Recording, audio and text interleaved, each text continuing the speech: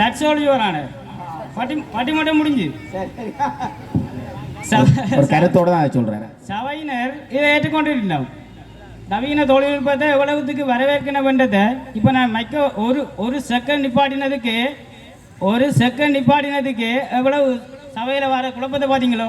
Good good. அப்படி ஒரு சிச்சுவேஷனுக்குள்ள உலகம் போய்கொண்டிருக்கக்குள்ள நான் இந்த 3 பேரை தவிர வேறு யாருமே இதில் நவீன தொழில்நுட்பம் பிள்ளை என்று சொல்ல வரல. இப்போ உதாரணத்துக்கு சொல்ல போனால் இப்போ முற்பட்ட காலத்தில் இப்போ நம்ம தமிழர்கள்ட்ட வாழ்க்கையில் சார் அந்த நிலமைப்புகளை பிரிக்கக்குள்ள இந்த நெய்த நிலத்தில் இரங்கல் என்ற ஒரு பகுதியை வச்சுருந்தவங்க. அது காரணம் என்று சொன்னால் சார், அப்போ கடலுக்கு போயக்குள்ள கடத்தொழில் செய்தவங்க உள்ளே போனாங்கன்னா வெளியே வரத்துக்கு நிச்சயம் இல்லாத ஒரு தன்மை இருந்தது. ஆனால் இந்த காலத்தில் தொழில்நுட்பம் வளர்ந்ததுக்கு பிறகு விசைப்படகு மற்றது ஜிபிஎஸ் அப்படியெல்லாம் கொண்டு போயக்குள்ள எங்கே போகிறான் எங்கே வாரான் எவ்வளோ குயிக்காக போகலாம் எவ்வளோ நேரத்துக்கு வரலாம் என்று சொல்லி தெரியும். சரி, அப்படி தான் அவரால் வரையலாம் போனாலும் அவர் எவ்விடத்தில் நிற்கிறாருன்றதை ஊரில் இருந்து கொண்டே கண்டுபிடிக்கக்கூடிய மாதிரியான ஒரு வளர்ச்சி தொழில்நுட்பம் வந்துட்டு அப்படி இருக்கக்குள்ள இப்போவும் கொண்டு பிழை இப்போ கம்ப்யூட்டரை பற்றி சொன்னாங்க. கம்ப்யூட்டரை பற்றி கம்ப்யூட்டரை பாவிக்கிறோமா கண் போகுதாம் எழுத்து போகுதாம். எழுத்து போகிறதுக்கு காரணம் கம்ப்யூட்டரா இல்லாட்டி உங்கள்கிட்ட பயிற்சியின்மை காரணமா?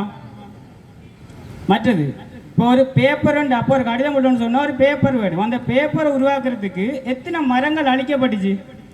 இப்போ அதில் மின்னியலில் வந்ததுக்கு பிறகு அந்த ஒரு அழிவு இயற்கை அழிவு இல்லாமல் தடுக்கப்படுது. அப்படி தடுக்கிற தொழில்நுட்பம் நன்மையா தீர்மையா? சரி, இது இருக்கு. அதை போல தான் கேஷ் சமையலுக்கு கேஷ் அந்த கேஷை பெட்டி காய்ச்சி கொண்டு வந்துச்சிட்டோம். பிறகு தேவைக்காக எத்தனை காடு மரங்கள் அழிக்கப்பட்டுச்சு. இப்போ அது தடுக்கப்படுது. மற்றது வைத்தியத்துறைக்குள்ளே போனால் அந்த காலத்துலலாம் அம்மன் படத்தம் வந்துட்டு அப்படின்னு சொன்னால் ஐயோ தெய்வ குற்றம் தீண்டாமை கிட்ட போகாதீங்கோ. ஆனால் பிறகு என்ன நடந்தது? இது தெய்வ குத்தம் இல்லை, ஒன்றும் இல்லை, இது கிருமி தொற்று நோய்க்கு அதாவது சுத்தம் இல்லாதால வந்த பிரச்சனை, இதுக்கு மருந்து இருக்குது அப்படின்னு சொல்லி அந்த ஒரு தெய்வ குத்தம் மருத்துவம் மருந்தாக மாறி நோயாக மாறி மருத்துவத்துக்கு கண்டுபிடிச்சபடி இப்போ வளர்ந்து கொண்டு போகுது. மற்றது இந்த காலத்தில் வர அந்த கேன்சர் அதை போல் அப்படியான அந்த நோய்களுக்கும் 25 செகண்ட் அந்த காலத்தில் போல இருந்திருந்தோம்னு சொன்னால் என்ன நடந்திருக்கும்? எண்ணெயை பூசி கொண்டு தொட்டு கொண்டு இருந்திருக்கணும். இப்போ அதை சத்திரி சிகிச்சை செய்து அதை நீக்கப்படுது. இப்படி எல்லாம் இன்னியலுக்கு போய்கொண்டு உச்சத்தை தொட்டு கொண்டு இந்த காலப்பகுதியில் நின்று கொண்டு தொழில்நுட்பம் பிழை என்று சொல்லி வைக்கணும். ஆகவே நடுவரண்ட ரீதியில் அதாவது இந்த 3 பேரை தவிர சபையின் எதிர்பார்ப்பை கருத்தில் கொண்டு நல்ல தீர்ப்பை வழங்குவீங்க என்று சொல்லி நேற்று கொண்டு விடைபெறுகிறேன். நன்றி, வணக்கம். சுஜீவன் செய்முறையாக கதைச்சிருக்கிறார். நாங்கள் அவர் மைக்கை பாவிக்கவில்லை என்றவுடனே நாங்கள் கொஞ்சம் பதட்டப்பட்டோம். கருத்தை விளங்க வைக்கிறதுக்கு ஒரு நடைமுறையில் ஒரு விஷயத்தை சொல்லியிருக்கிறார். சுஜீவன் இன்னும் ஒரு விஷயத்தை வழியாக சொன்னார். நெய்தல் நிலத்தில் இரங்கல் ஒழுக்கம் ஒன்று இருந்ததாக. எங்களுடைய தேசிய கவிஞன் புதுவை ரத்தினத்துறையுடைய ஒரு கவிதை இருக்கிறது, உங்களுக்கு தெரிந்த கவிதை தான்.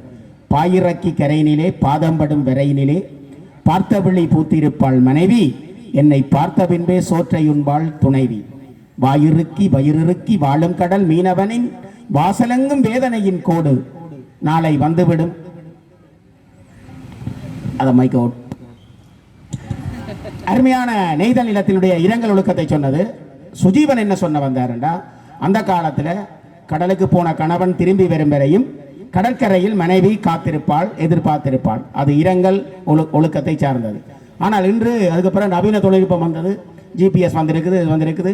இன்றைக்கு எந்த மனைவியும் கட்டிச்சோரோடு பழங்கஞ்சியோடு போய் கடற்கரையில் காத்திருப்பதில்லை, தொழில்நுட்பம் வந்துவிட்டது. அவர் பரந்துபட்ட அடிப்படையில் பல விஷயங்களை முன்வைத்தார். மருத்துவத்துறையை பற்றி சொன்னார், சுற்றுச்சூழல் பாதுகாப்பை பற்றி சொன்னார்.